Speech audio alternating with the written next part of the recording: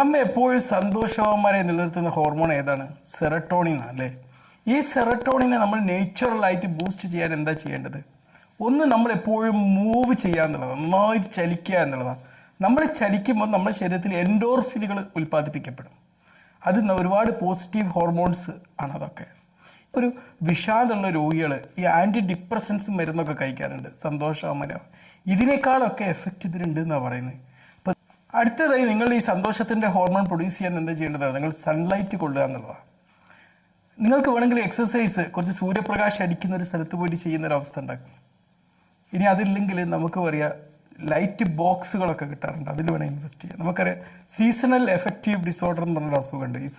ഈ ഒരു സൺലൈറ്റ് ഒന്നും കിട്ടാത്തൊരു സാഹചര്യത്തിൽ വരുന്ന ഒരു തരം ഡിപ്രഷൻ, ഒരു വിഷാദ രോഗമാണത്.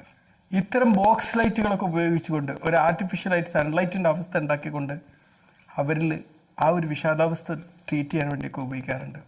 അപ്പോൾ നമുക്ക് ഹാപ്പിനെസ് വേണ്ട, അപ്പോൾ നമ്മൾ സൺലൈറ്റിലേക്ക് ഇറങ്ങി ചെയ്യുക. വ്യായാമം വേണമെങ്കിൽ കുറച്ച് ഔട്ട്ഡോർ വ്യായാമങ്ങൾ ചെയ്യുന്നത് നല്ലതാണ്. ഓക്കെ, അപ്പോൾ 2 എഫക്റ്റ് ആയല്ലോ. പിന്നെ നിങ്ങൾ ട്രിപ്റ്റോഫാൻ, അതൊക്കെയാണ് സെറട്ടോണിൻ ഉണ്ടാക്കി വരുന്നത്, അതിൽ നിന്നാണ്.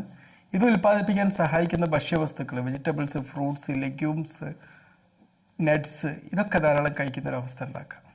ആവശ്യത്തിന് കേട്ടോ, ധാരാളം എന്ന് പറഞ്ഞോളൂ. നട്ട്സൊക്കെ ധാരാളം കഴിച്ച് കഴിഞ്ഞാൽ കൂടുതൽ കലോറി ഉണ്ടാക്കുക ചെയ്യുക. ഇതുപോലെ തന്നെ സെറട്ടോണിൻ ഉൽപ്പാദിപ്പിക്കാൻ നിങ്ങളെ സഹായിക്കുന്ന ഒരു സംഭവമാണ് മെഡിറ്റേഷനുകൾ ഫലപ്രദമായ രീതിയിൽ കാര്യക്ഷമമായിട്ട് ചെയ്യുക. തീർച്ചയായിട്ടും അതും സെറട്ടോണിൻ ഉൽപ്പാദിപ്പിക്കും.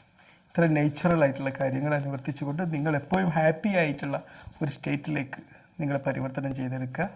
ബൈ.